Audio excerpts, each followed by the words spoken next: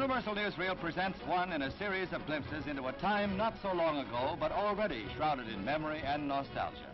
Herbert Hoover leaves the White House for the last time as president to share the car of America's president-elect in the traditional ride down Pennsylvania Avenue to the steps of the Capitol and inauguration ceremonies.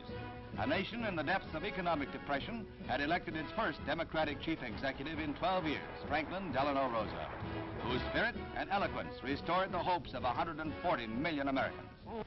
So first of all, let me assert my firm belief that the only thing we have to fear is fear itself.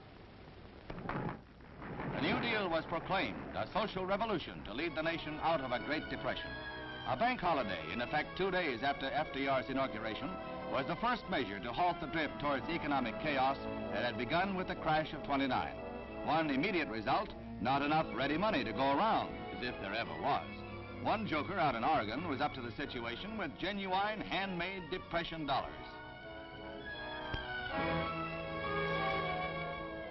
Dollars designed for inflation, guaranteed to go a long way. Oddly enough, these bouncing dollars were actually accepted by local merchants. Elsewhere, even in New York City, the barter system was revived. A guitar for a sack full of food, apples for gas. Every one of the crisis couldn't last forever, and the spirit of cooperation was in the air. Things were looking up. Legal beer was back. True, only 3.2, but there were parched pallets eagerly waiting, and the sidles kept sliding along. Beer was back after 13 years, a long time between drinks. More than one bank that had gone bust found itself housing a business with more liquid assets. The erstwhile temple of finance lost moral tone, but over-the-counter transactions picked up marvelously. With legal beer back, could prosperity be far behind? Undreamt of social upheavals were in store.